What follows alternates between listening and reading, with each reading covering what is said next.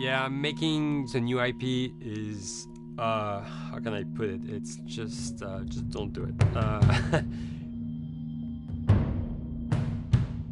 It's insane. I mean, it's a very difficult process. You have more questions than you have answers, especially when you come from like you've been making Uncharted 1 and Uncharted 2, just kind of like now like things are going, you just kind of like good momentum, and then suddenly that momentum like just drops, it stops. It's a very challenging process to create a new IP, and you're gonna fail over and over again, but that's what it takes. New IPs are really hard. They're hard because you don't know what's fun yet. You're building new tech, new AI, establishing new characters, new art, all this. You don't get that controller in your hand for like 6 months to a year. You don't know what it is yet. I remember like ages ago coming on the project and what are the Infected gonna do? Like, what are they gonna do? They're gonna behave like this.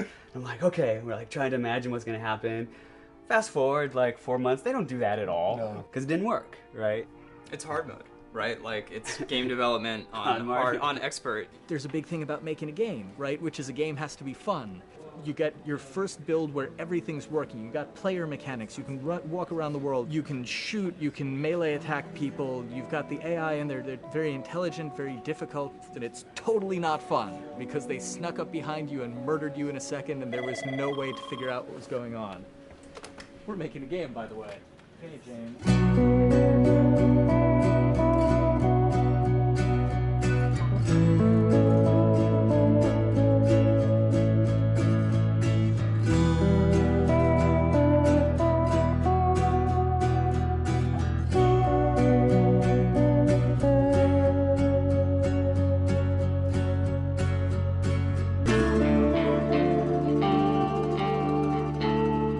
The company has grown quite a bit since I started. I think I was the 12th employee or something back when we got started, but we've tried to stay true to those smaller studio roots. I've been here for 16 years. There's just no reason to leave. I just like the environment here. It's very non-corporate. I think the way we work on Naughty Dog is kind of special because we don't really like hierarchy or bureaucracy, and no one is really just a manager here. Naughty Dog has a very flat structure. We pretty much all report to the co-presidents and the game directors. I always tell people when we hire them, just like, my job is going to be able to trust you, and that's what I want. I want just to give you something and you go with it, and I know it's going to get done. We believe in iteration, we believe in collaboration, and we believe in the people making the game working directly with each other. When we have designers and artists, animators all mixed up, anybody that's working on the same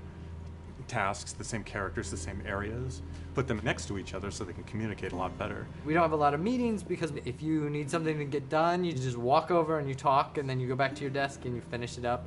And I really like that. I like when I just walk in the office and I see just designers talking with the programmers or programmers over the animators and talking to them. I think that's when really the magic happens. Naughty Dog, we really try to cultivate a culture where anybody can criticize anybody else's work. And we encourage people to be blunt about it and not try to sugarcoat it too much. It takes too long to be nice sometimes. It's not personal. It's based on more like how can we make a better game. We want everybody to have a voice. We want to cut out all the bullshit if we can, making sure that people are making decisions not based on ego, but what is going to benefit the game. When you see that people trust your opinion and that they value it, it's such a great feeling. You really feel like you're working as a team on a collaborative effort. We want to sort of remember where we came from and you know why we were successful then, and try to continue that success now. We make games. That's what we like to do.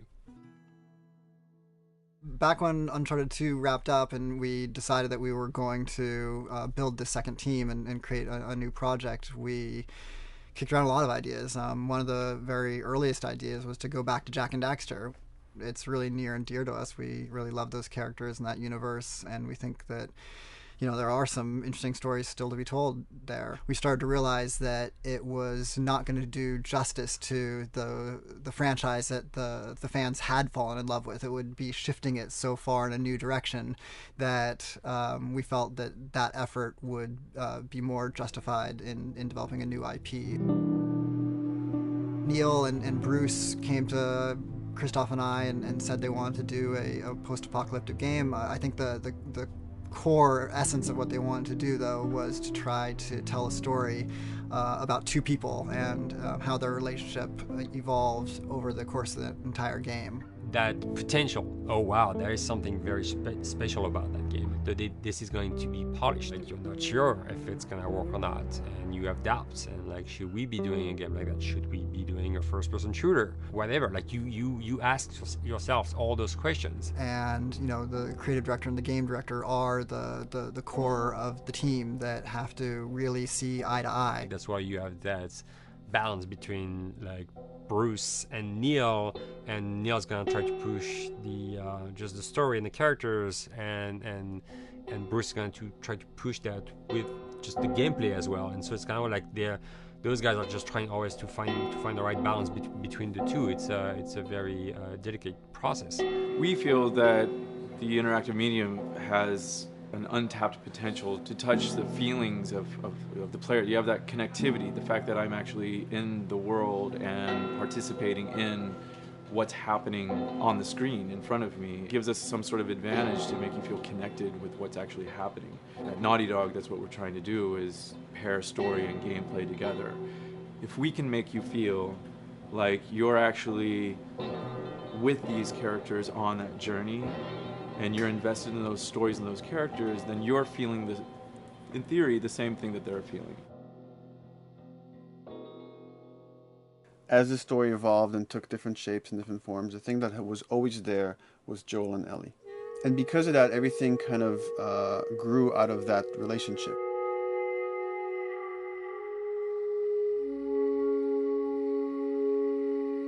We've seen kind of that role of the anti-hero change, especially over the last 3 to 5 years, to where before it was like, the thick-neck mercenary kind of guy. For this game specifically, for this story, we needed something new.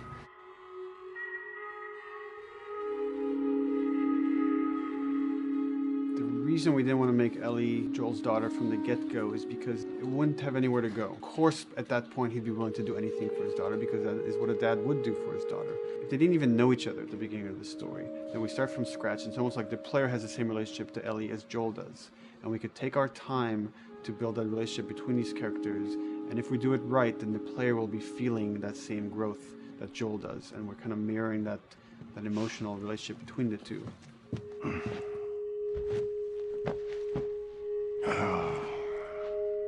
What are you doing? Killing time. Well, what am I supposed to do? I am sure you will figure that out.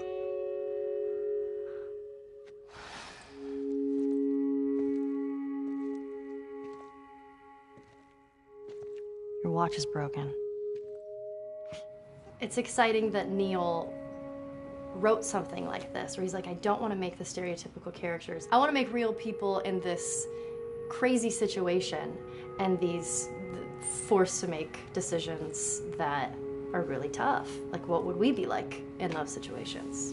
I mean, we weren't consciously trying to pick male or female for characters. You just try to pick characters and just be honest with who they are. It almost doesn't matter, right? Joel's daughter could have been Joel's son. Ellie could have been a boy, and Joel might have been Tess. You could have swapped those roles, and I think the story would have still worked. The focus on female strength, it's so unique. You get to see what's so powerful about a woman through all of these female characters, which makes this game wonderful and unique. There's a crew of Fireflies that'll meet you at the Capitol building. That's not exactly close. You're capable. You hand her off, come back, the weapons are yours. Double what Robert sold me. Speaking of which, where are they? Back in our camp. We're not smuggling shit until I see them. I want Joel to watch over her. Whoa, I don't think that's the I'm not best Ellie. idea. With him. How do you know them? I do think having a strong female character, especially like Ellie, is so rare in video games. And as a gamer, and more specifically a female gamer, it's frustrating to me because I'll see sort of the stereotypical female character where she's amazingly beautiful and huge boobs, and she's there to be either the love interest or just because they're like, well, we need to throw a chick in here. We've seen the strong woman or we've seen the weak woman. We haven't necessarily seen the empowered woman from this kind of standpoint. And there's that beautiful scene where Joel finds her inside the house and she's reading through this girl's journal going, is this really what they used to worry about? What shirt do I wear and what boy am I going to go out with? You know, and to be met with those first world problems that we deal with every day and go, how trivial is all of this? I think it's going to resonate a lot, not just with, you know, a female audience, but with a male audience as well. The thing that was intriguing to me after the fact is knowing that we're kind of creating a female action hero in a way, and this is her origin story with Ellie. To sort of be such a strong female character that is completely normal looking, regular t-shirt and jeans, and she's 14 and she is still a total badass, is really exciting to be a part of that. There's so few non-sexualized women in video games, especially in the main role, that we were kind of proud that we were creating one. It's very complex, and without the players knowing it, she becomes the protagonist by the end of the story. And that's why she's in the front of the box, and that's why we've been promoting the two of them together so much. Who's there? It is a dual protagonist game, and yeah, I guess I get nervous to think about it in that way.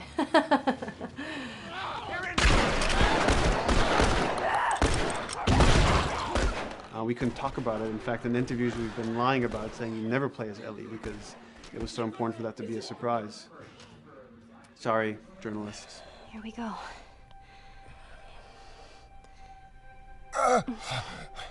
Sorry.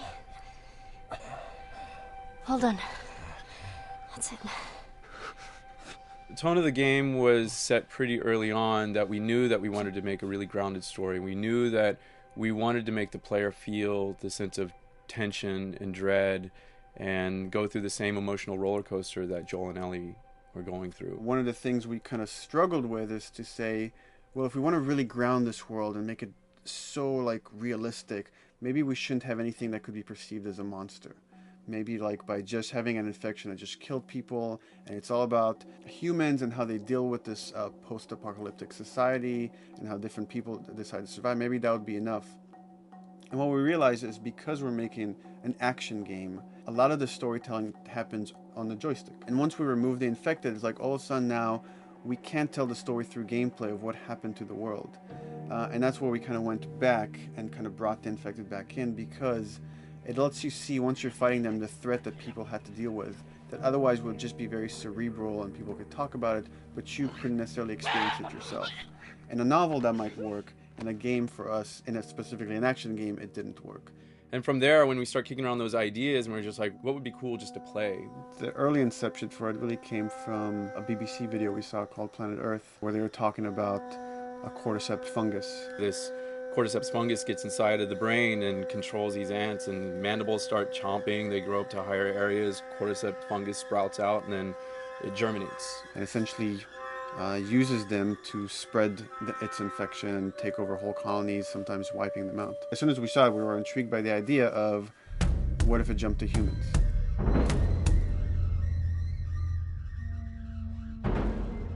So what would happen? How would people react? What would happen to society?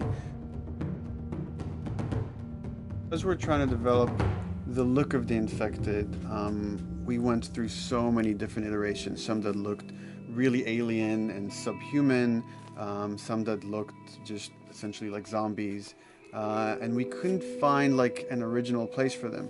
But one of our artists just did this kind of photo mashup where he took a bunch of images of diseases or images of fungal overgrowth, and he kind of mashed it all together and he threw it on this person. It was a very iterative process, making sure that the fungus felt properly integrated, like it was part of the body, growing out of the body. And not just fungus growing on the head, but it's tearing the face apart, cleft down the middle, this gaping maw of a mouth with the crooked teeth. And it's in great agony as its humanity and its brain is still somewhat functioning. Maybe you still have some human cognitive abilities or thought process back here. This isn't some decaying corpse on the ground. This is a living thing that's going to be coming after you in the world. The fungus is always the focal point. So you can see from a distance, oh, this guy's infected. I can tell straight away. In fungus, they have these beautiful saturated colors, and we really like that conscious of this something so horrific that it's going to like stop at nothing. It's relentless force of death, and yet elements of it are beautiful. It's not just about gore. It's not just about everything about it being scary, because to us it's actually scarier when things on it are somewhat benign or somewhat beautiful. It was evident that we were onto something that was quite a bit different and something that we hadn't really seen before, which was eerily human but very disturbing. And it seemed so creepy and so unique that right away we gravitated towards it, and it's like, this is our base infected. Everything should kind of come out of this look.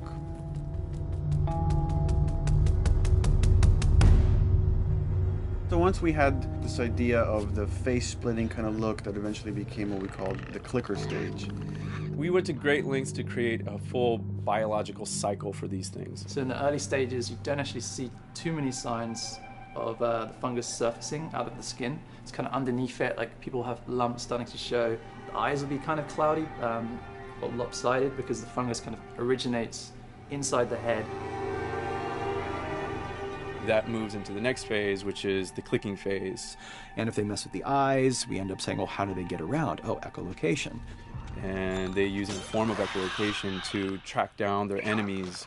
Just like bats, or even some blind people can see by making a clicking sound, a sound that on its own wouldn't be very scary. And then to associate it with something that people in this world are very fearful of, so that as you're exploring an environment, all of a sudden you hear this click, and you're seeing everybody just get frightened, just everybody duck, everybody hushes.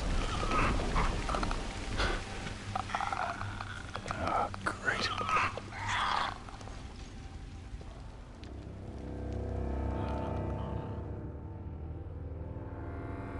The bloater is the most severe of the stages. So large pieces of the body has been replaced by these kind of fungal plates. The fungus completely takes over the body and blooms. They're kind of covered in things that have been growing on them. Things like moss and like little life on life kind of. What the fuck is that? Goddamn bloater! When the infected feels like it's going to die, it finds like a dark corner and it becomes part of the environment. The human elements aren't there anymore. And then the body is gone. They lay down and sprout and then spew spores. And if people can breathe those spores, they become infected as well. It all had to kind of make sense of how each stage flowed from one to the other. And that's hopefully how we've created a world that you can kind of look through it and understand the science behind it and say, I could buy this, I could get into this.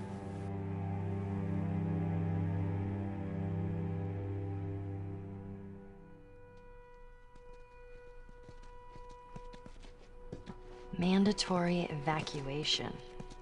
Evacuate to where? What do you think? Quarantine zone. See, some places got a heads up before the infection showed up. Most didn't. Over the course of Joel and Ellie's journey through this game across America, you find all these different societies, all these different enclaves, and you get to see how do they deal with the infected. Without the manifestation of this infection, you can't have these people making those interesting choices.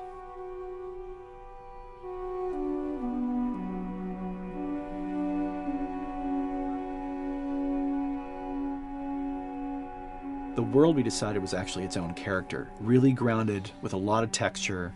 What happens, after 20 years of the fall of man, when no one's taking care of anything. This book called The World Without Us describes in detail how much fighting on a day-to-day basis we have to do to keep nature back. And once you stop doing that, how quickly nature can reclaim that. They talk about New York and how every day they pump water out of the subway system. That system breaks down. Within 2 days, a whole city is flooded. And once water gets introduced, then structures collapse pretty quickly. Trees will sprout, and wind will carry those seeds over, and gutters get clogged, and then when it rains, water fills up, and then pretty soon you have vegetation growing over there, and once you have vegetation, concrete breaks pretty easily for when there's a tree and roots breaking through that. Even some of the stuff we did on Uncharted, you know, exploration of how temples were ruined. What if you took those ideas and put them in Pittsburgh or Boston? And obviously right when that happened, you can imagine that being pretty terrible to look at. But you think about 20 years later, and with rainwater filling up those sinkholes and then those becoming like little marshes with lily pads in them. We had this wonderful piece of concept art we developed really early on, and there are all of these wild animals that have escaped from a zoo and over the past 20 years have bred, and now they have herds roaming these cities. And that's something that tells you that life goes on and this world is worth saving.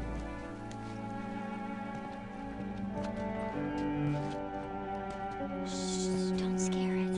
I won't. There's something really pretty about nature reclaiming its domain once we are gone. So fucking cool. We have another level of OCD of the logic goes into some of these environments. Water damage seeps in, and then that creates some little moss growing on the floor, or a tree radiates energy from its base, and that over time starts to melt the snow around it. And that's the reason why you'd see those like rings of leaves showing through in the snow. That gives it that extra, you know, believability. This is pitch art. I'll try to start with an idea that conveys sort of the feel of the environment. Something like this, very brushstrokey, very painterly. You can see not a lot of detail, just energy and conveying a mood. This is sort of just a conversation starter, and then this would be more of an actual space. So you start talking about, is this too tight of a space right here? Would the player even fit through there? Do we even want to include water? Those are conversations you start having a little bit later. And then it usually needs several more passes back and forth in order to be tightened up to be the experience that you would see in the final product. So, dude, I was actually trying to figure out right here, there should probably be some dead foliage. It might be cool to see some of the dead stuff around the edges of the green, or like even spilling out into the street. Maybe what we do is, in some of these areas, we use it as like a transition from the actual concrete to the side of the building, so like they're almost sitting on top of a bed of dead foliage, like that really rich kind of like orangey brown color. Sienna or something would be nice. Something real cheddary. That's how you know you're done. The end product often ends up being stronger because that bouncing back off somebody else gives you a result that maybe you wouldn't have even thought of in the first place. All right, here's the bridge. That's our way out of here. As far as concept art goes, definitely the ultimate goal is just helping everybody as much as possible. Me and the background artist will work together. I'll often just go to them because they've got like a really, really good like visual imagination. At some point, you came in almost like flat on. So that's kind of good because the bus station is right in your peripheral view, and you're probably going to enter the bus station. You're probably not going to get lost. But it doesn't at all utilize this cool architecture here, like the bus station sign. Like that's a really distinctive silhouette, and it's a really interesting sort of architectural detail. So we changed the entrance. Look at that. Another city, another abandoned quarantine zone. I think it's a better composition anyway. It's not so like symmetrical. And I think that was done so that this sign read better. If you didn't see the word bus on it, you might not know it's a bus station. So I think that helps. Everything we're doing in the environments is relating back to what you should be feeling in the story or what's happening to these characters. So is that everything you hoped for? Jury's still out. But man, can't deny that view. Come on, this way. When we first came up with Ellie and Joel, we had this idea in our heads of who they would be, but we didn't necessarily know the voice. It took us a while to find our Joel, but for Ellie, I think Ashley was the second or third candidate to walk in, and right away we knew. Yeah, you know Why are you so scared all of a sudden? Because I'm a coward, okay? So just get your shit and let's get out of here. Damn it. I'm not like her, you know. You think I'm gonna end up like your daughter? The way she delivered the lines, the way she just embodied that character is like, that's Ellie, there's no question about it. I saw the character artwork and I related to her a lot. I mean, she's kind of a tomboy and she's kind of tough, and I mean, obviously I'm not 14, and I think that's the main difference between the two of us. I read the scenes and I was like, I need to play this part. You want to be my hero? Forget the whole bit about saving my life. Buy me a stack of these bad boys instead. Where'd you get that? Back at Bill's. I mean, all this stuff was just lying around. And then once we had her, we said, okay, well, we're going to do another round. And we're going to have Ashley this time in the casting sessions. The chemistry of these two characters was imperative to get right. Troy was a really interesting casting for Joel because when you see Troy, he doesn't look like Joel at all. You know, he's so handsome and he had like, you know, the frosty hair and totally looked like Final Fantasy. And so I'm like, yeah, I don't know. He's like this tall, pretty.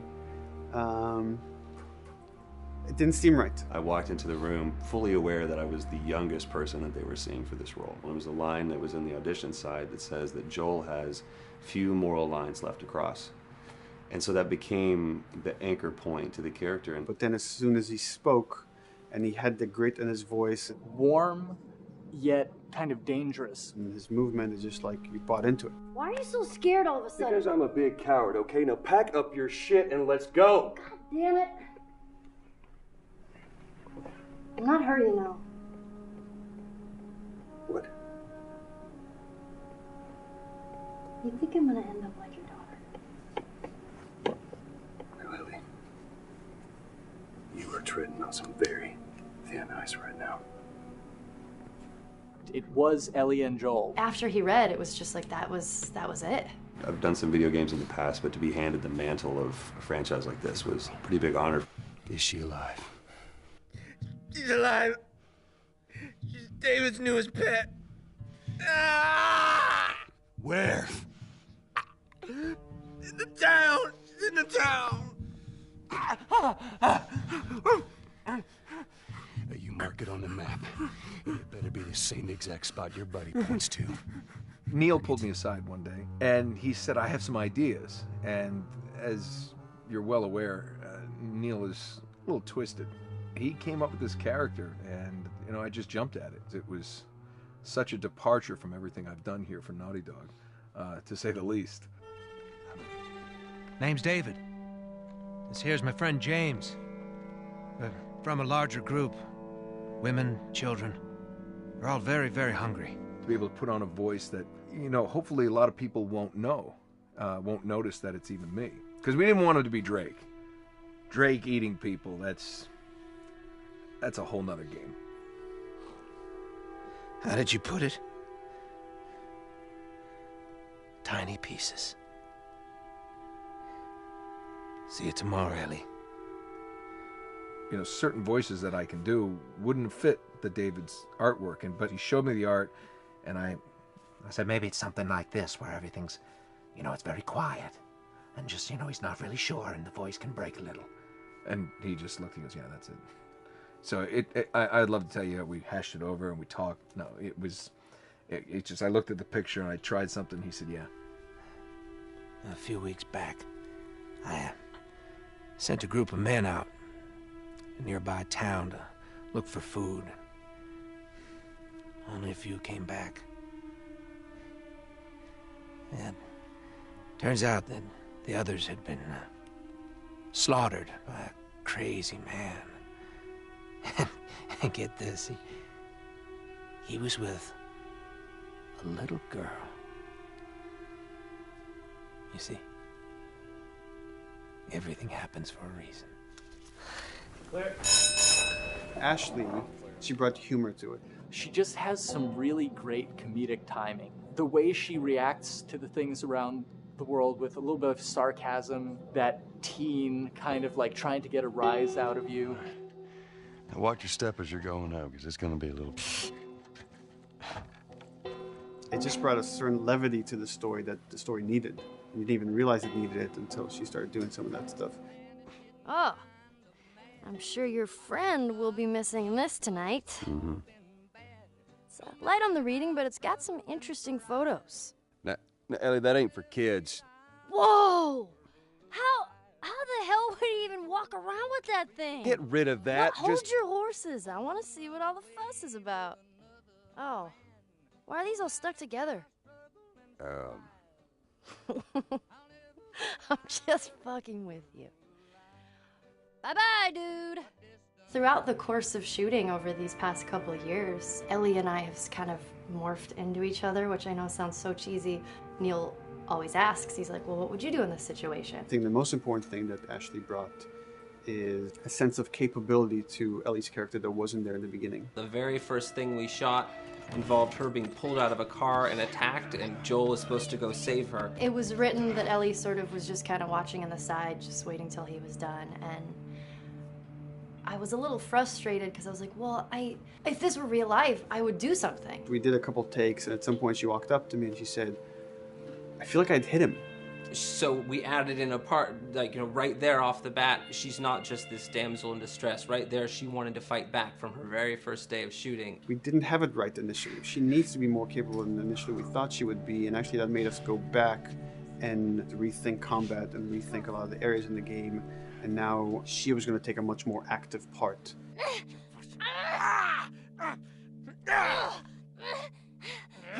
Anything that requires, a lot of body movement, we do with the actors on the mocap stage. And we try as much as possible to use our actual principal actors, use their body motion as well as their voice. We capture it all at once there on the stage. Having the actors perform as well as being recorded at the same time was imperative to get an accurate performance. Because every time you split up the performance in any way, you lose some of that magic where they did a gesture or they delivered the line a certain way. And those things have to be in sync, or there's just something subconscious that's like off-putting about the performance when you don't do it that way. You are treading on some mighty thin ice here. I'm sorry about your daughter, Joel, but I have lost people too. You have no idea what loss is. Everyone I have cared for has either died or left me. Everyone fucking except for you. So don't tell me that I would be safer with someone else, because the truth is I would just be more scared. It gives you the most authentic, most realistic performance, because you're actually there, not just making your own choices, but making your own choices based on the other people that are involved in that scene. So you get this truly natural approach to things, and it shows up. It's like theater in the round. You can do anything from any angle, and the smallest, most subtle thing we'll be able to pick up. There's no place to hide. So you have to be as prepared as possible, because you have no idea which moments they're going to use. There are these little improv moments and, little nuances that you get that probably isn't scripted, that just comes out of play, while they're performing. That mistake that is just blossomed into a really good idea. Did we improv on The Last of Us? Yes. Yes, we did. Doing this was a whole lot like being 5 playing in the backyard with a stick, and this is my machine gun, and and a pine cone is my hand grenade. It's all your imagination. I'm doing the exact same shit that I did 45 years ago. I just get paid for it now. We square. We're square. And get the fuck out of my town. I don't do a lot of voiceover work, so for me it was nice to be able to work off of your other actors. I can't imagine it working any other way. I'd never done mocap before. I didn't know what to expect. The suits were crazy. Yeah, the suit gave me wedgies.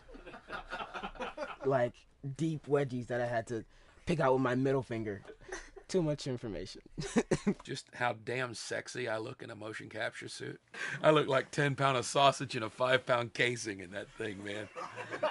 Once you get past the fact that like everybody else and you look like weird clown people with these little dots and stuff, once you like give over to that, it really was pretty easy to make it just feel like you're in the moment and in the scene. Everyone that was on this is a slam dunk. This isn't just another gig to them, and that creates a really cool energy for people to really start experimenting and playing jazz. Floor is yours. And action.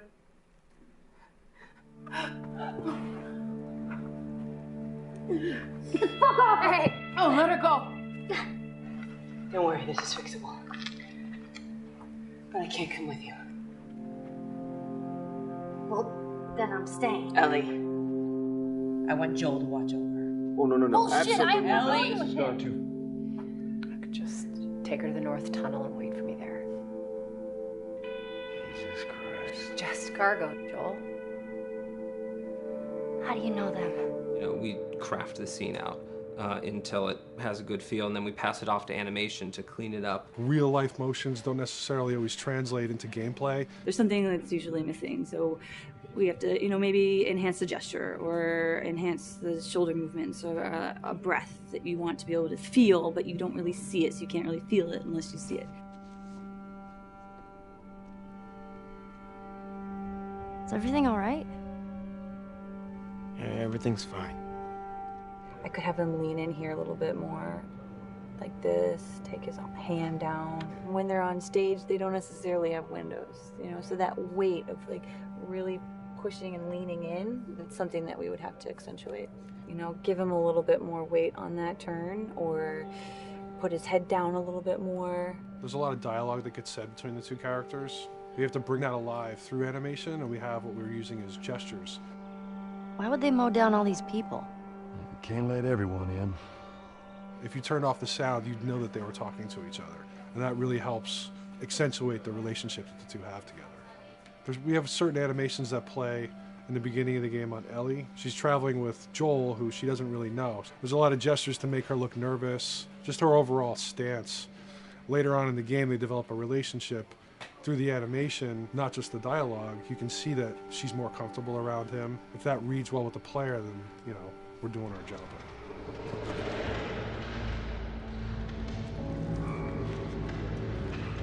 We want her to look scared. When she gets a gun, we want her to look scared of the gun. So if she's gonna aim, she wouldn't be like super trained aim. She would be more like some scared. But at the same time, it needs to look cool and feel cool to the player that plays. It's really just these little tiny details that we're doing, and it's coming across. It's working out well. We don't do facial capture. We don't track eye movements on stage. It's just the motion capture data. Everything that you see on the faces is hand keyed. As you can see, this is all of her mocap data. And so when I'm doing something like this, I go back and forth to the performance that she was giving, and I watch just this section over and over and over again. So this is our default face. I can make everything super extreme and make her all squinty and angry, turn her frown down. I can open her mouth, stick her tongue out.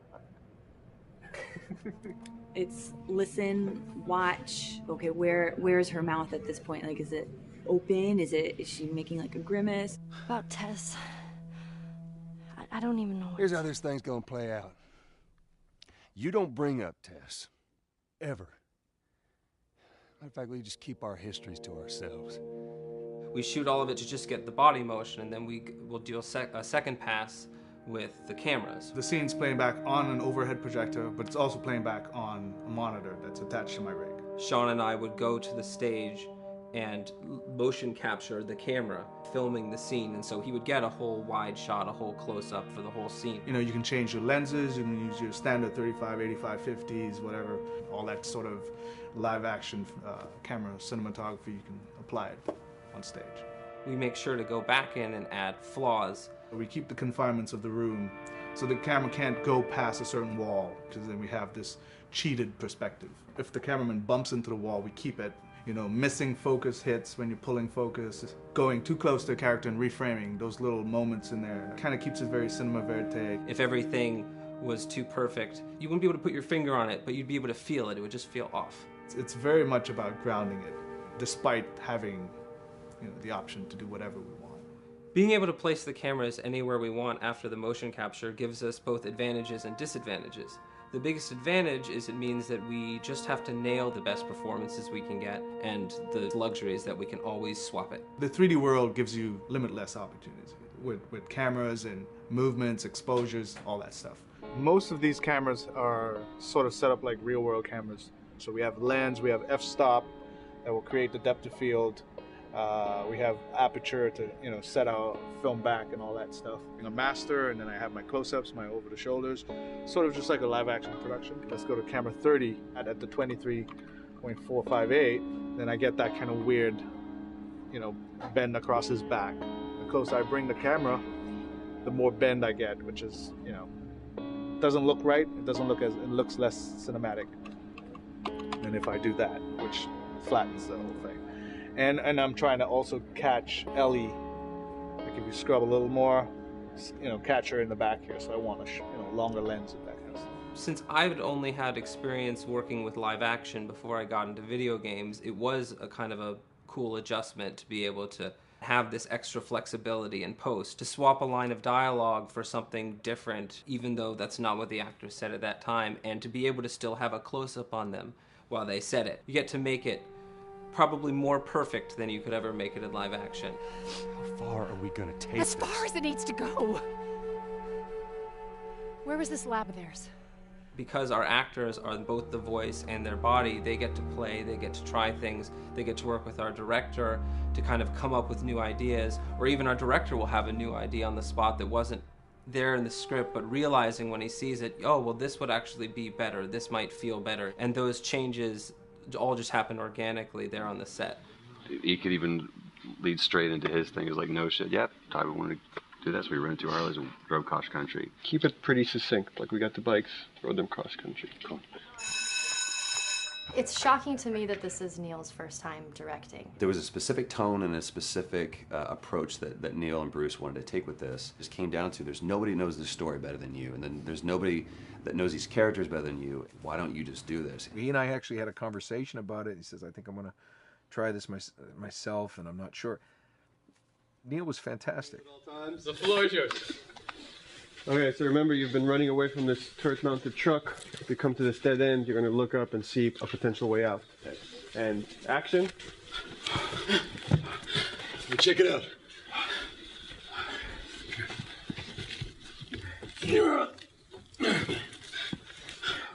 I mean, his writing is honest, and it's dangerous, and it's natural. And I love his economy of words. He doesn't hit everything on the nose, so it leaves it open for you to interpret and bring some nuances and things like that. The entire process is collaborative, but really it's led by Neil's willingness to change and flow and decide something doesn't work, fix it right there in the moment.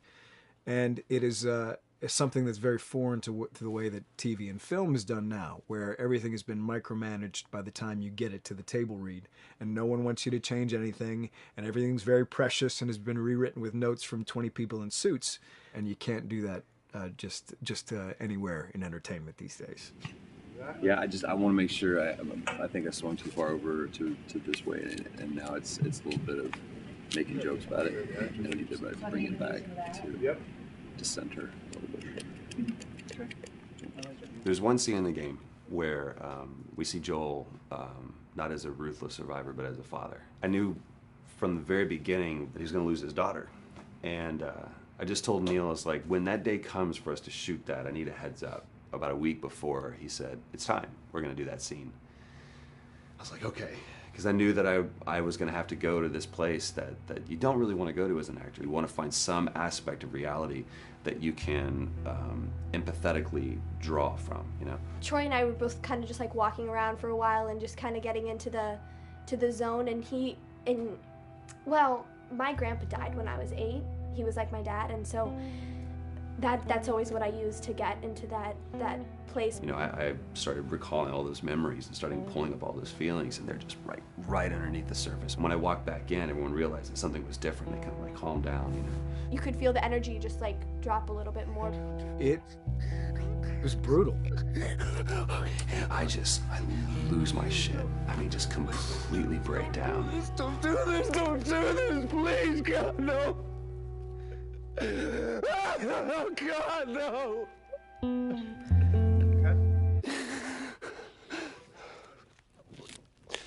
The soundstage was deathly still. It was the first take, and I felt really good about it. And it's like Neil said, okay, let's do it again. And so you do it again, and automatically you feel like you're manufacturing because you're trying to go back to that place, and you're in that actor nightmare of trying to get back to that reality. And we go through it again in 5th and 6th and 7th take, and I'm just exhausted. I'm crying between takes, and I'm looking at Neil going, this is really, really hard. And finally, after the 8th or 9th take, he said, all right, I think we got it. I was like, oh, thank God. And I went outside, and I was just jacked up for the rest of the day. Just a wreck emotionally. But we got it. Then 2 weeks later, he calls me.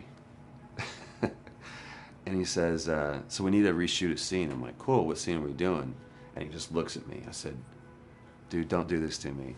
And you can either at that moment throw your hands up in the air and say, fuck this, and walk away, or you can say, okay, this is an opportunity to get it more right. I'm like, okay, all right, if you don't think you got it, I'm gonna show you that you got it. We've got it in the can. And so we go through it again, and it just feels fake, feels artificial. And Neil goes, go through it again. We start doing it again, and I'm getting madder and madder with each take. And finally, about the fourth take, Neil comes over to me, and I love him so much. He goes, so I'm picking up on some resistance. I was like, you're damn right you're picking up on some resistance. We've got this in the can already, and we're just wasting our time, and we're wasting all this effort and energy. And then he started talking me through the scene. And he was like, what I need you to do is I need you to just strip yourself of all these ideas, and I need you to hit this beat, and this beat, and this beat, and this beat, which just makes it sound so mechanical, and it's such an emotional scene. So we start going through it, and literally I am mindlessly doing these things at this point. Okay? I know it hurts, baby. I know. So I'm gonna lift you up. I'm gonna lift you up. I'm gonna get you over here. Come on, baby. Come on, work with me, please. God, baby. Sarah. Sarah! Don't do this to me, baby. Don't do this to me, baby. Come on. Don't. And he stops, he goes, now we got it. And I realized that the reason why I wanted that first take to work was because I wanted everyone to look at me and go, wow, what an actor. And that's not what the scene needed. Those moments where you just have to sort of calm your ego down and just go back and do your work. That scene actually works, not because of me, but in spite of me. And that really is the marker and definition of working with a truly good director. There are many like it, but this one is yours. Why don't you have a seat?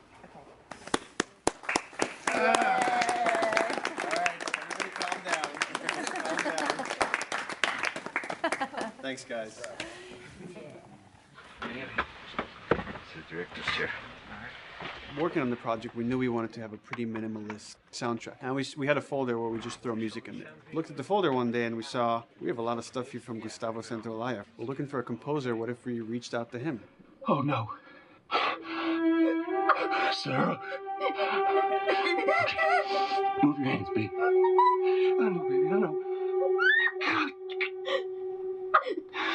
Listen to me, I know this one. You're gonna be okay, baby. Stay with me. I'm gonna pick you up. I know, baby. I know it hurts.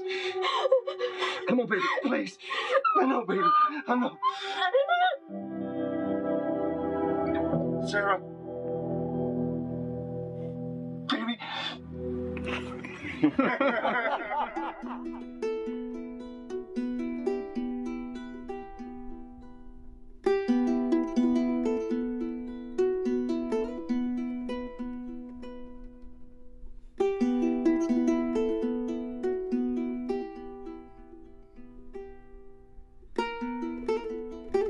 My life has been and still is kind of like a road movie. I grew up in Argentina. I came to the United States in 1978 because we had a horrible political situation in Argentina. We had a military dictatorship where 30,000 people disappeared at the hands of the government and many other more were tortured, and I was blacklisted. It was just impossible for me to keep on living there. I've been in jailed many times since I was probably 15 years old just because I had long hair and I play an electric guitar. So I had to embark on this trip. I can relate to that kind of need of movement and going to the next place and the next place and the next step. I'm always attracted to the possibility of getting involved with a project from the very beginning. I like to work from the script and talking to the director. It's never been, oh, give me a piece like this or give me a music that's this. It's just been very high level. Here's what the story's about. Here are the themes. Go write some stuff. Since I don't know how to really read or write music, the way I produce music is actually recording it. So I like to come early in the projects, and I did in The Last of Us.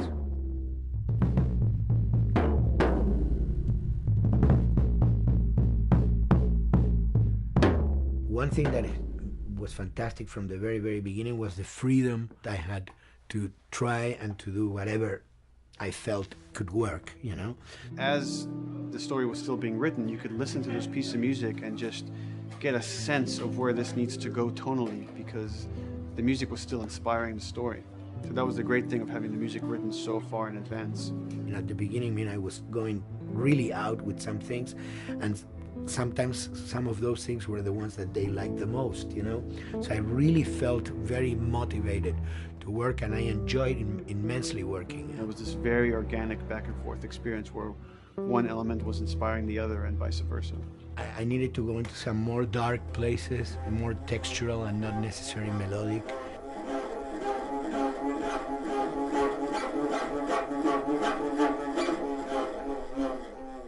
I'm always trying to sort of push myself into playing instruments that I don't know how to play.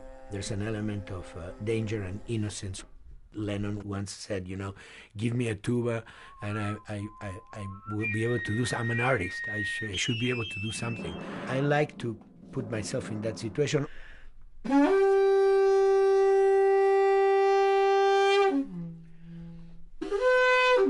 So these are just PVC pipes, the one you use, you know, in construction.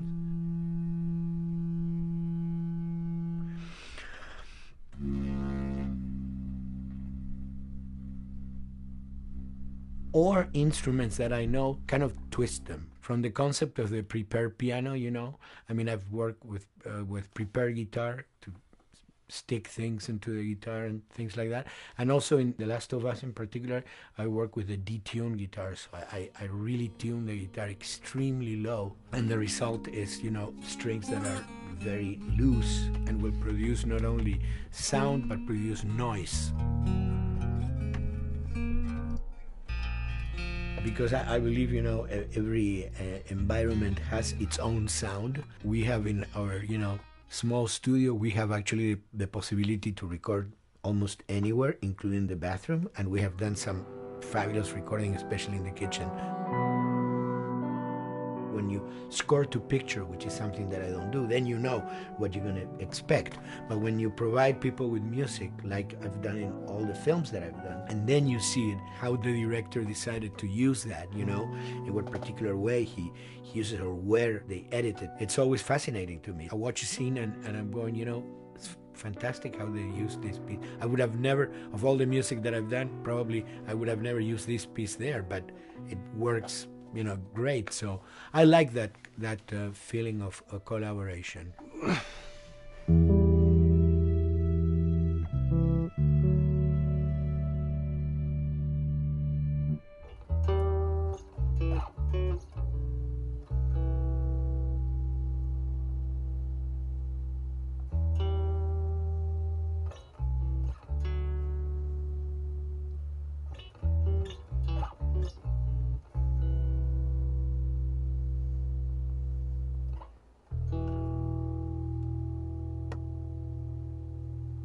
I think, you know, the guys also that work in programming and adapting that music to the game, they should share a lot of the credit for the end result. In the beginning, there was silence. Yes. Then they hired sound designers. Then they regretted that decision.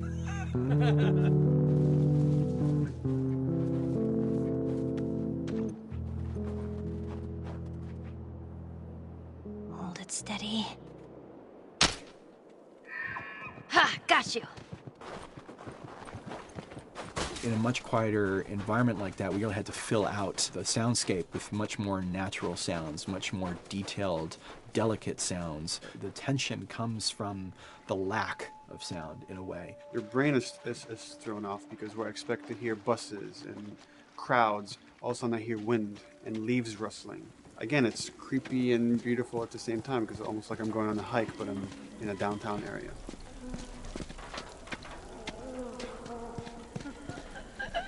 Get up over this truck.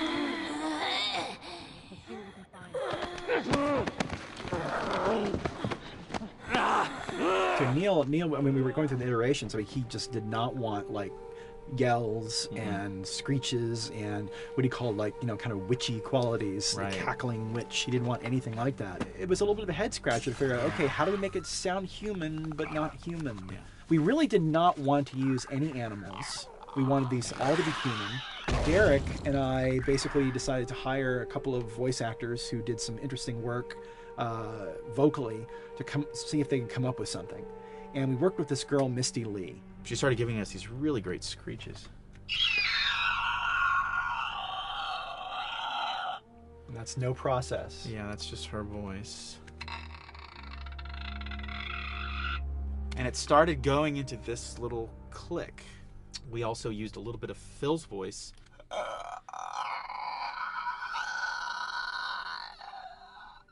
We'd combine that also with an occasional Derek. That's just me, moving my tongue. And what that kind of did was it sort of grounded it all, like maybe in the mouth area, the wetness, all that kind of stuff. And it adds a nice texture, actually. This is a composite of all the bits I just told you about.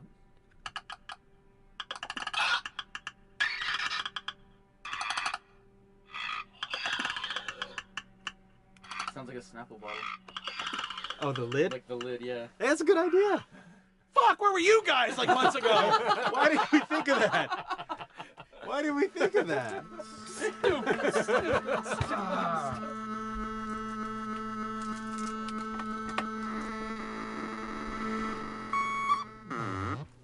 Viewers at home, you're probably wondering what this is. Let me tell you. About 10 years ago, I saw this Synthy A suitcase synth. I wanted to get one.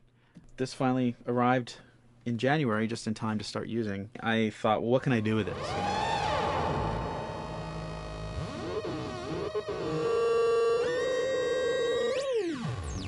In Lakeside, there's a whiteout that happens, and this thing has a noise generator, which gives really convincing wind sound.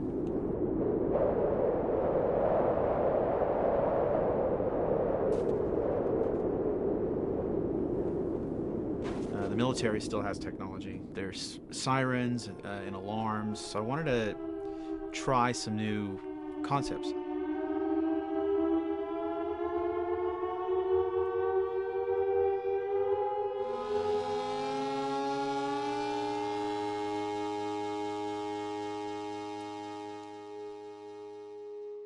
Man. What? Nothing. It's just... I've never seen anything like this, that's all. You mean the woods? Yeah. Never walked through the woods. It's kind of cool.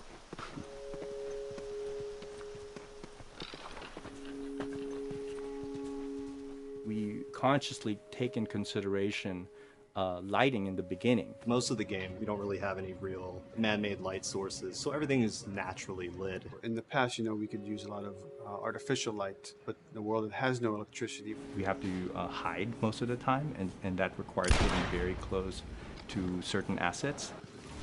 Just stay back.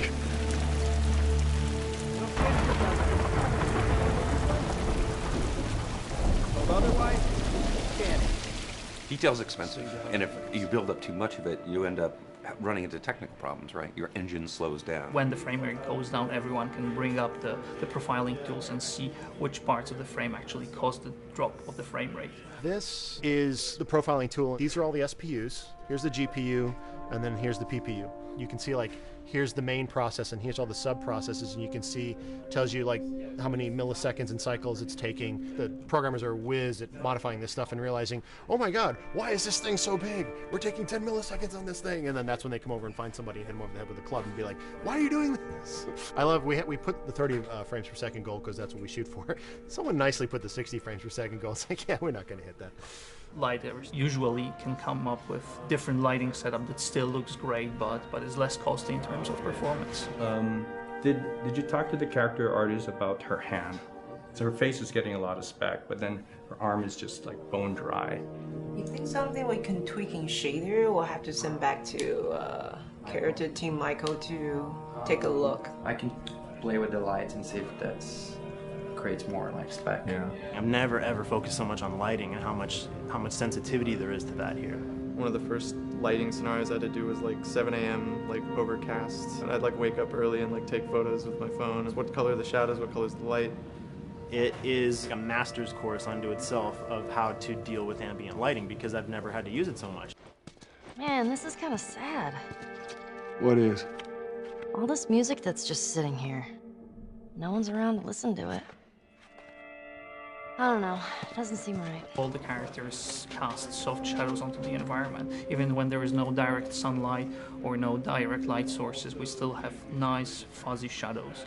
When you're walking down a hallway and you see your soft shadow goes along with you projecting on the wall on the environment, that make everything look real.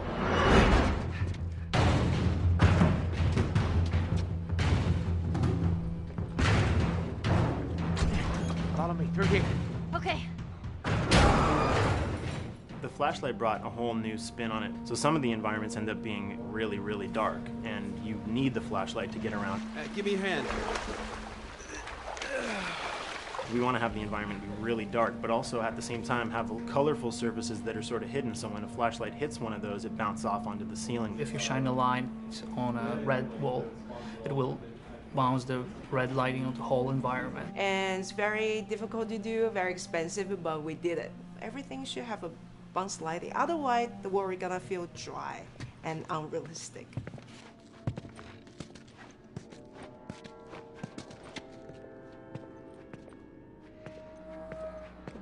I guess this is where the assholes sleep. I mean, slept. This engine is really driven in a way towards a very high level of cinematic control over each frame. And hopefully, if we achieve our goal, you'll see it is beautiful. There are these truly beautiful moments amid all this chaos and destruction. Yeah, once we're done with this whole thing, I'm gonna teach you how to play guitar. What do you say, huh? Ellie, come on.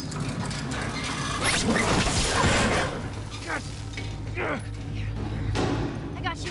Damn it, Bill. What just happened? One of Bill's stupid traps.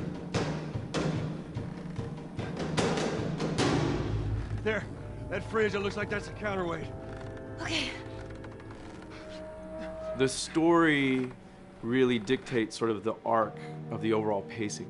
Storytelling would always want to be subtle. They would always want to keep the world grounded in reality. But gameplay has requirements where the player needs to see this thing. The player needs to immediately know that the enemy is attacking, that this room is dangerous, that this room is a puzzle that you have to solve. What are the things that we can do on the joystick to make you feel the same way that these characters are going to feel when we get to this next pinch point in the story? There's a turn in a scene that we need these characters to take, and we need you to feel it or understand that, and that means you have to play it. Sail! Oh, thank God. Keep running. Doorway, over there. Run!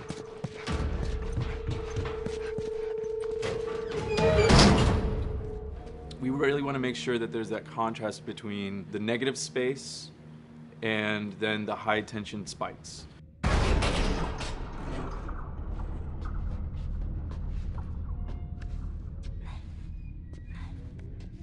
A lot of times we won't play music, or we'll play very minimal music just to let you know kind of the state, whether you're still in stealth or combat has broken out. Hearing someone's footsteps or hearing a person breathing on the other side of the door has so much tension to it. You hear that? Shh, quiet. You feel the tension of the world, make you question whether you want to engage with these guys or kind of try to stealth around them. That's another reason why we don't have traditional cover in the game. You smoothly move around everything, contextualizing with the environment.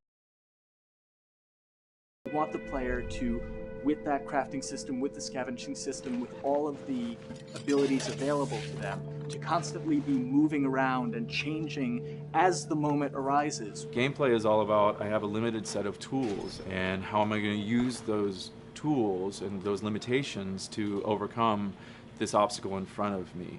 And that obstacle might be infected, might be another class of humans that wants to kill me for a bottle of alcohol in my shoes.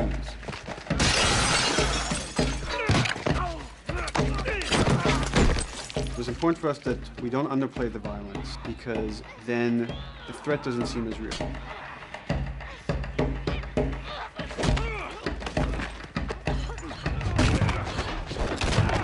We see video games as this incredible medium to tell stories. We want to treat it as equals to books or comics or TV or movies. This is subject matter that would not be considered out of the ordinary to tell in one of those other forms of entertainment. Fucking hunters. See, this could have been us. We wanted you to buy just the desperation of these people and why they're behaving this way, because it's so brutal. And at the same time, we didn't want to make it so over the top, stylizing it, so then it doesn't become as real. It was important for us actually to hit that middle ground where it's kind of disturbing. That glint that's happening on that curvature, it'd be good if there was a way that we can guarantee that from this angle we're seeing it. But really it's flat. Overall too bright and opaque. Yeah, looks like paint. Yeah, see, the blood on the ground works really well. It's something about the other shader is messed up in this environment. We got to fix that to unify the look. Shouldn't make you giggle or laugh or any of that. You should be kind of appalled by what you have to do, but you understand why you're doing it.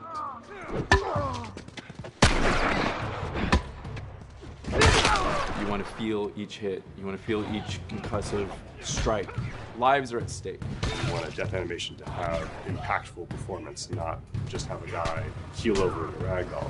In real life, a guy hitting a guy takes a half a second, but in the game world, you want that to be as instantaneous as possible. I lived my whole life in this very ugly test level. I basically just fight dudes in here all the time.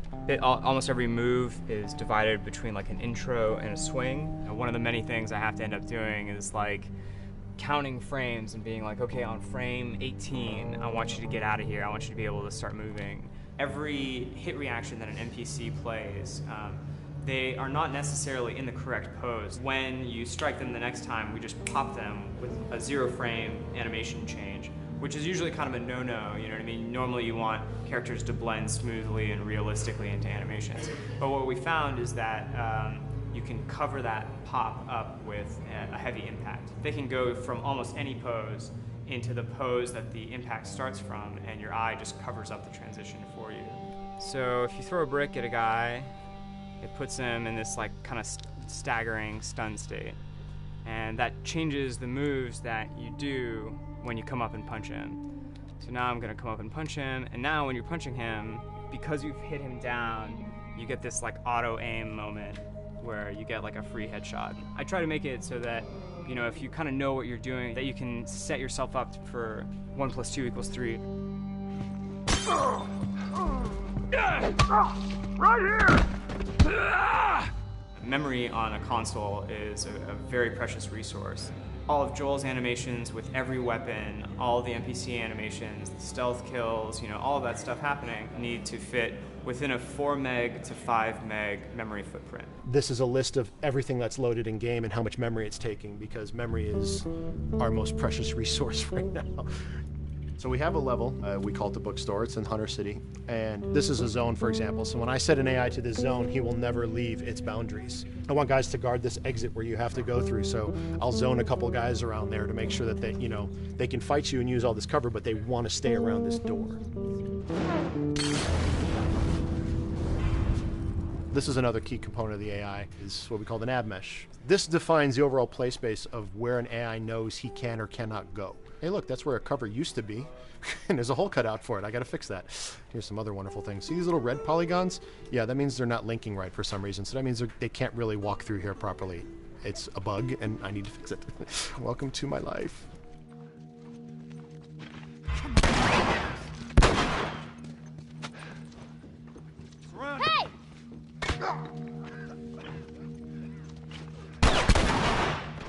If you look at a lot of games, NPCs are usually only alive for, you know, a few seconds before the player ends up shooting them and then they're dead. We want our guys to be much more dangerous and much more threatening, which means they have to be alive for longer. They need to exist in the world for longer, which means you as the player can witness them acting out their behaviors for longer.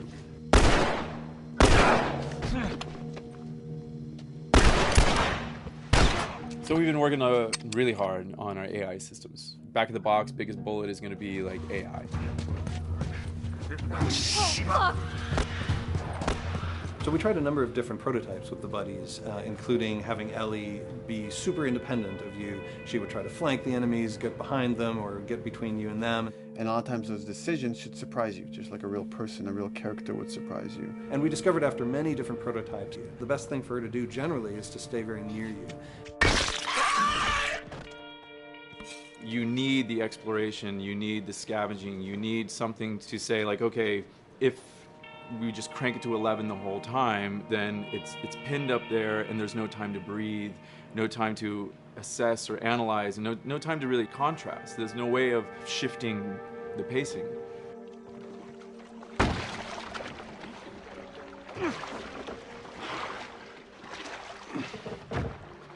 Puzzles are really weird, especially like Naughty Dog puzzles. I think they're very simple and satisfying. Most of this puzzle is strict exploration. You can see the ladder here, you can see the pallet there, you can see a clear route up to the ladder. So you're like, okay, maybe you have to get Ellie to the pallet, push the pallet over to this side, and like Ellie will climb up and lower the ladder. So that whole part is like, that's not a puzzle, that's not regarded as a puzzle, but when you feel like you've got to the solution and you're like, okay, I'm going to climb this ladder, and you climb it, and it breaks off, hopefully then the player will feel a little bit stumped and they'll be like, I'm not really sure what I am meant to do now, and so this is where the puzzle starts. Hopefully at this point, like all of the elements that the player needs to solve the puzzle are very familiar to them because they've been through the previous exploration beats. They're improvising with elements that are at their disposal. That's a really sort of like strong theme throughout like The Last of Us. So, like you're a survivor, you'll take whatever tools you're given and you'll use them in like creative ways to survive.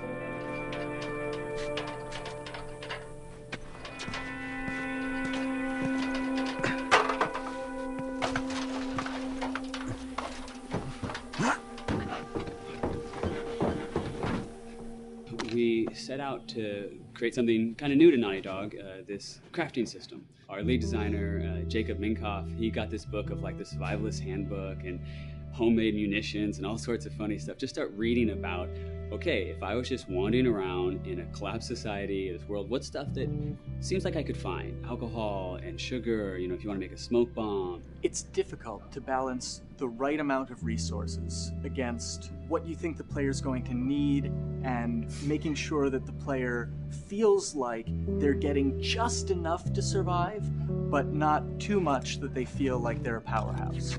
We wanted you to be forced to make some choices in the world that showed how depleted the resources were.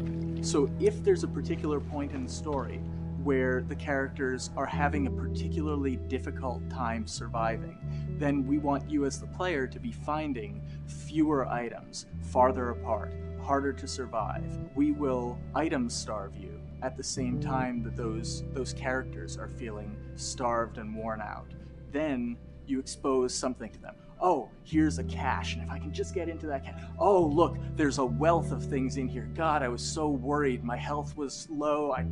If I had run into a combat, because it's always that thing in your head, it's that Hitchcockian thing about the danger that you see is less meaningful than the danger that's in your head.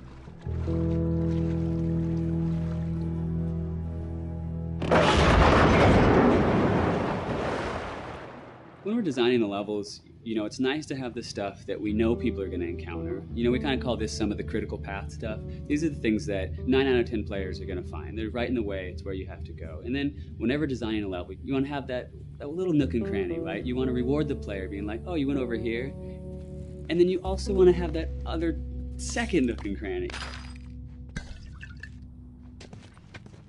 The player is supposed to go place a ladder here and climb up through the rest of the hotel. But what they can also do is shimmy across this area, and I place a really cool like upgrade kind of off the beaten path to reward players for exploring.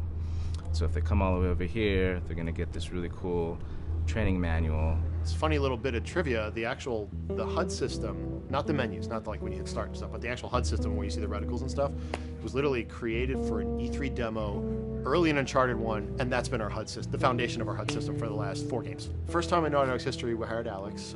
She's awesome, and she's got a really good understanding of UI and how it applies to games. The thing that I hate about any game's UI is when it pulls you out of the game for too long. No one wants to spend time in menus. Nobody loves UI, if we're being honest. Like, weapon slotting has probably gone through more iterations than any other system. The stuff that we finally ended up implementing, you press select, you get into this menu, then you D-pad left and right through the slots, and then D-pad up and down will change the weapon, and then just, you don't have to press X or anything, you just select out of it. When you're still, like Joel is here, that's fine, but then as soon as you get into an actual situation, so I'm gonna go over here and cause some trouble. Okay, so here they come, oh god. All right, so now I'm out of ammo. Now I need to like get back in that menu. I have to like run away from them, get into the menu, get out of it. And it ends up feeling like super clunky. Like again, okay, I'm out of ammo again. Get out of here. I need to take out one of my other long guns. And now Bill's in trouble. Bill's in trouble over here. And I've got to like I'm in a menu now and it's like, oh shit, whoever designed this UI is so bad. Like, what were they thinking? Bill's gonna die. In theory, it worked, but then in practice, it felt a little clunky. We wanted it to be the absolute minimum amount of button presses. You don't say to yourself, oh, I'm never going to be able to do this in time, so I'm just going to give up. I'll die, I'll restart, let me try again. You want to always make the player feel that there is a way to survive. They can just do this fast enough. And like what's gonna go in now, if you just left, right, D-pad through this stuff, you swap out your guns, like between long gun and short gun. If you're now on this gun and you were to hold X to pick your gun. So it all happens within the same system that you're using to slot the weapons. The first iteration that I did on that was awful. It just took way too long to get in. It was just a mess. QA was so upset at me like all the time. I'm sure they hate me now because of that system.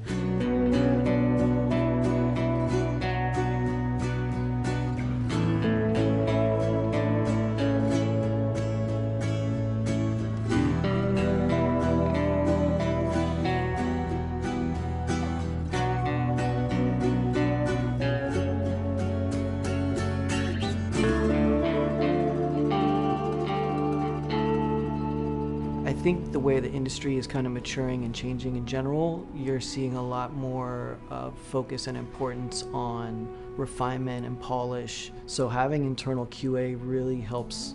The industry is kind of changing from QA being this like tighten up the graphics on level 3 bro kind of vibe to like really being a more technical, mental investigative job. On the publisher side, it's more reactive towards the code being delivered in a stable, controlled environment. Whereas on the developer side, especially at Naughty Dog, we are going beneath the art and the design. We're given enough weight where we can go up to somebody and be like, look, you have to fix this. Why? Come over, I'll show you. That kind of feedback, I would love to be able to say like, that was us, but it gets so diffused throughout the iteration process that you're just kind of like adding your I guess like genes into the gene pool and then just seeing what happens, you know what I mean?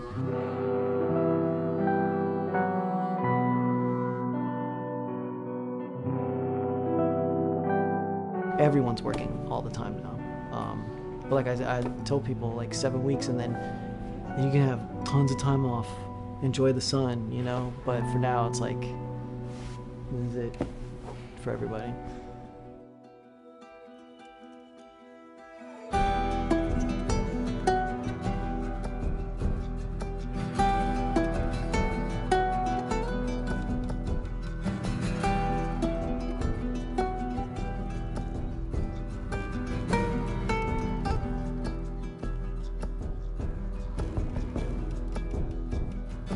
Crunching is been is part of making games.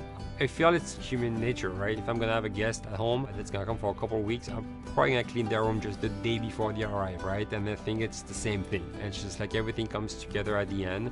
I personally enjoy crunch. I think you get this like absolute laser focus because it has to come together.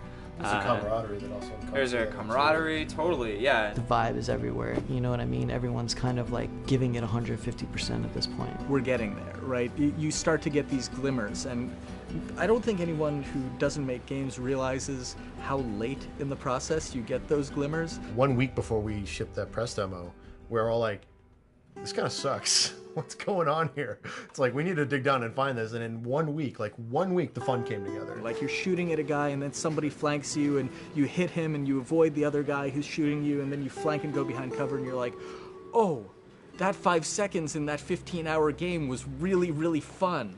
How do we make that 5 seconds happen thousands more times? My favorite video game is making video games. It is as challenging and as complex and as interesting. If we had to like try all the things that didn't work, what's hard about Crunch? It's like marching through that swamp of it not working.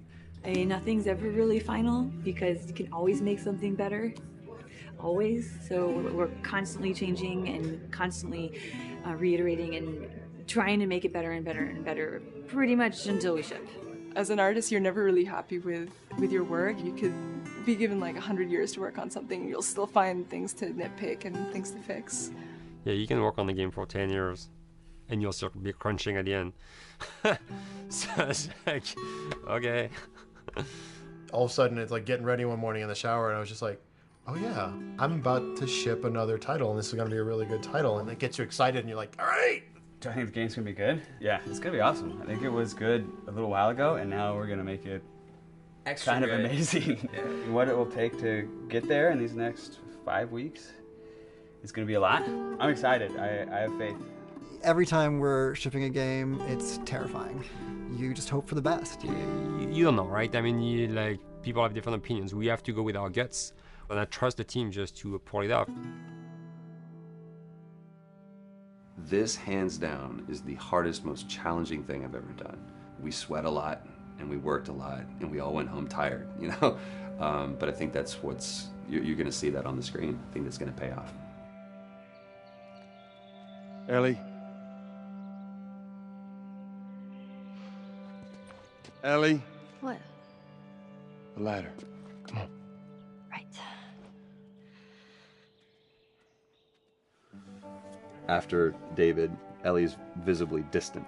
You could have done a cutscene to show, hey, you're being very distant, and she's not responding, but to also do that in gameplay to where it's something that you've done just countless times throughout the game with, you know, let me boost you up here, get the ladder, bring it down so we can do this systemic thing, and the character responds with that, and you have to actually go over to her and go, hey, come on, the ladder, we've done this, let's do this. It's a subtle choice. Like Bruce and I talked in the beginning, is like we have these mechanics, how can we exploit them in a narrative sense? And that's one of those opportunities. I just think it's incredible that happens in game. It's not a cinematic, you know. It's something that adds weight to that controller when they're playing. Wow, so good! Let's go eat. Let's go eat.